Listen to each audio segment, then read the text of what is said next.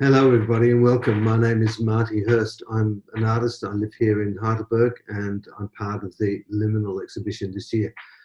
My work is called Memento Mori, and that is a Latin term that means remember you will die. And it's perhaps a bit of a morbid topic, but there's more to it than that. It's also about remembering the vitality of your life. And I think in this period where we're in lockdown and there's a lot of uncertainty around about the future, reflecting on our past, reflecting on our present, and reflecting on our, hopefully on our future is something that we all need to do at this time. I'm going to use the medium of Zoom, which some of you may be familiar with, for this presentation today, because it allows me to share the screen. And I thought it would be a good way of bridging the gap between me, the artist, and you, the audience, if I was able to talk to you a little bit about some of the work that you're going to be seeing in this exhibition. So I'm going to share the screen with you and talk to you a little bit about the wonderful and uplifting topic of Memento Mori. So Memento Mori is basically remember you will die. And I've called this remembering life amidst death. And I wanted to talk to you a little bit about the history of Memento Mori and then explain to you a little bit about my own work.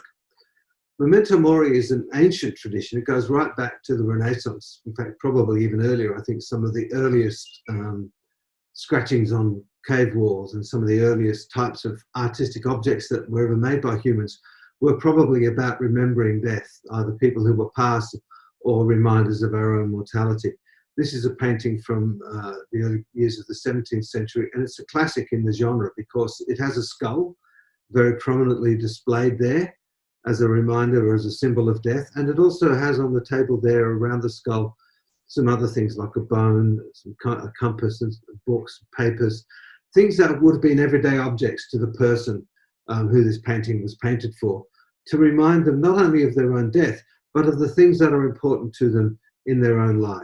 This is a work by Pablo Picasso from the 1950s. It's called Goat Skull, Bottle and Candle. And you can see very clearly the skull emblem there is the goat.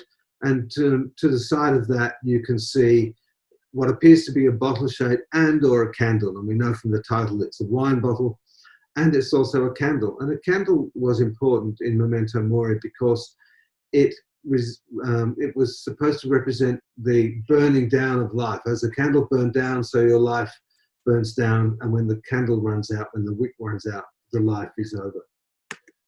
This is a piece from me, and you can see I've taken this into a much more abstract area, I guess a little bit similar to Picasso, I would like to think, but certainly not as representational as those early Memento Mori works.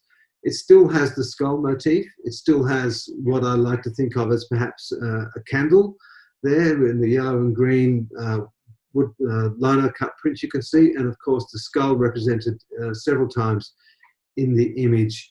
And this one, looking beyond the ghosts, is really a reminder that we need to look beyond the present towards the future. I suppose in this work, I could argue or I could suggest to you that maybe the skull represents the virus in some ways, and you'll see in many of these works there's several of the skulls, and there's in different levels of intensity. Some of them are printed very softly into the background. Some of them, like this one here, are printed onto paper and then collaged onto the larger piece to bring it into the foreground. And here you can see a window shape, and beyond that, things are a little bit brighter with the greens, with the foliage, and with some colour. Memento Mori is also an opportunity to celebrate life, and I've tried to do that in this piece, which I've called Arbor Vitae, or Tree of Life. And you can see the skulls here menacingly in the foreground, in the front, but also in the background of this piece, being overshadowed, if you like, by the greenery of the tree, by the tree trunk, the bright of the tree trunk, and the greenery of the leaves of the tree in all its glory. And these are jacaranda leaves taken from my garden, so that's got a very nice local touch.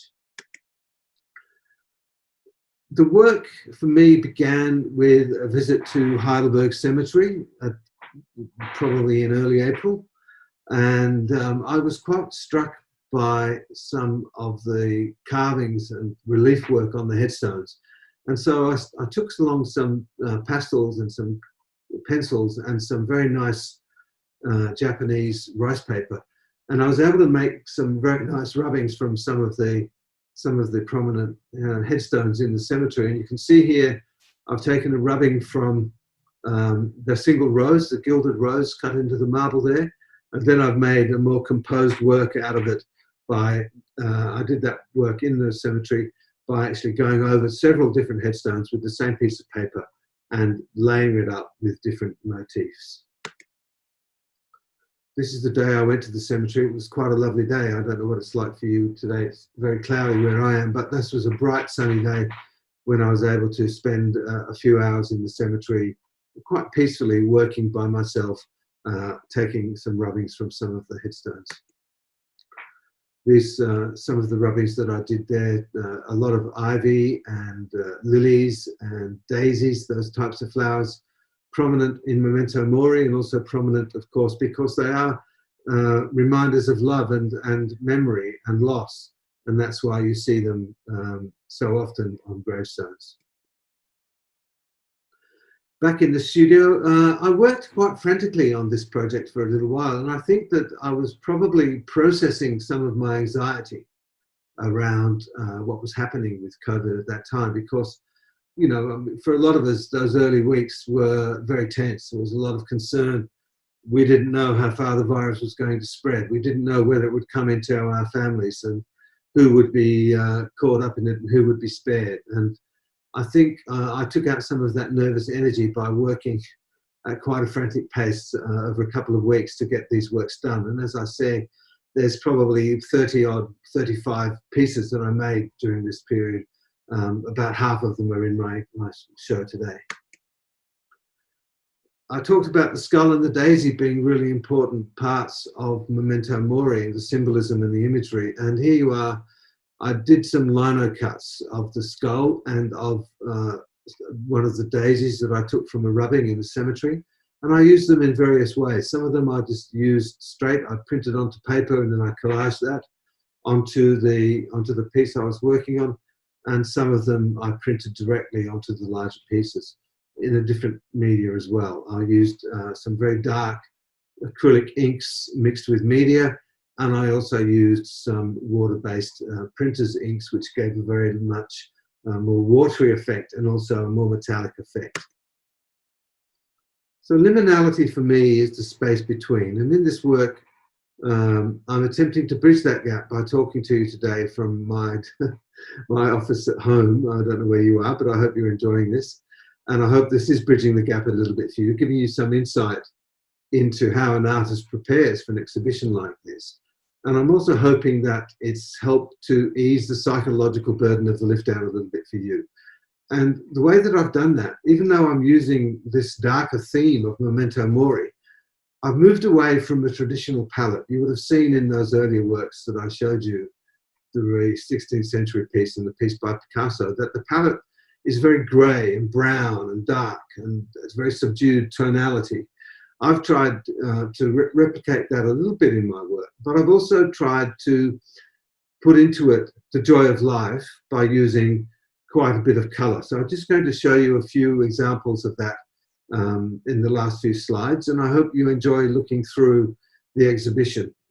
Please, if you have any questions or queries, get in touch with me. I'll be more than happy to talk to you about any of these works or anything else. And when this is all over, I would love for you to come and visit my studio in Heidelberg. Thank you.